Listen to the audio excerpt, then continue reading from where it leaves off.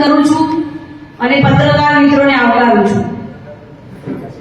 આપણા આદરણીય વડાપ્રધાન મોદી સાહેબે બનાસકાંઠાની સીટ ઉપર પ્રથમવાર મહિલા ઉમેદવારની પસંદગી કરી છે, તે બદલ હું મોદી સાહેબ તથા રાષ્ટ્રીય, પ્રદેશ અને જિલ્લા નેતૃત્વનો ખૂબ ખૂબ આભાર માનું છું। પ્રથમવાર મહિલાની પસંદગી કરી છે એ બનાસકાંઠા જિલ્લાની દરેક મહિલાઓનું ગૌરવ વધાર્યું છે, શિક્ષણની કદર કરી છે, માં સરસ્વતીની કદર કરી છે તથા એક મહિલાની કદર કરી છે।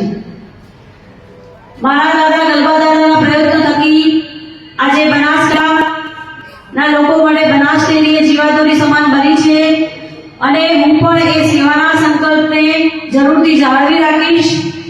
દાદાએ પોતાના પરિવારની ચિંતા નથી કરી, પણ બનાસકાંઠા જિલ્લાના દરેક સમાજના પરિવારની ચિંતા કરી છે અને એ જ રીતે હું સમાજના, બનાસકાંઠા જિલ્લાના દરેક સમાજની ચિંતા કરી અને એમના સેવાના વારસાને જરૂરથી આગળ લઈ જઈશ। આપણા મોદી સાહેબ ના નેતૃત્વમાં દેશ વિકાસની અકલ્પનીય હરણફાળથી આગળ વધી રહ્યો છે અને એને હજી એ ગતિ ચાલુ રાખવા માટે, એ ગતિ અવિરતપણે આગળ વધે, વિકાસના કામો આગળ વધે એ માટે હું જરૂરથી પ્રયત્નશીલ રહીશ। હમણાં આપણે છેલ્લે 2 મહિના પહેલા રામધૂન બોલાવી છે, રામધૂન ખાસ યાદ રાખવાની છે। મોદી સાહેબના વિકાસના કામોની ગણતરી કરવા જઈએ તો આખો દિવસ પણ ટૂંકો પડે। રામ મંદિરની સ્થાપના, રામ ભગવાને 500 વર્ષના સંઘર્ષ પછી, લાખો લોકોના બલિદાન પછી રામ મંદિરની પ્રાણ પ્રતિષ્ઠા થઈ। આપણા મોદી સાહેબે 10 દિવસના અનુષ્ઠાન કર્યા, નીચે પાથરણું પાથરીને ઊંઘ્યા, અનેક મંદિરોના દર્શન કર્યા, ત્યારબાદ રામ મંદિરની પ્રતિષ્ઠા કરી છે। બનાસકાંઠા લોકસભા સીટ પર કોઈ એક વ્યક્તિની તાકાત નથી કે જીત મેળવવી, પણ અહીંયા બેઠેલ દરેક મારા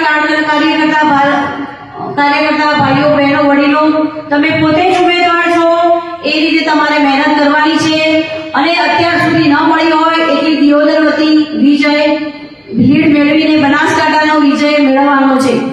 બનાસકાંઠાનું નામ આપણે ગુજરાત થકી ભારતમાં વધારે આગળ લઈ જઈ શકાય એ મારા પ્રયત્ન જરૂરથી રહેશે।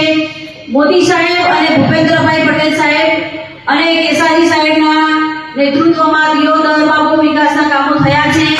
એમાં જે પણ બાકી હશે, એમાં જે પણ કરવાના થતા હશે આગળ કામો કેન્દ્ર સરકારના અંતર્ગત અમારા, એમાં હું જરૂરથી પ્રયત્નશીલ રહીશ। તમારું વ્યક્તિગત કામ હોય, સામાજિક કામ હોય, દરેક સમાજનું કામ હોય, એમાં હું ખભે ખભો મિલાવી અને તમારી સાથે ઊભી રહીશ।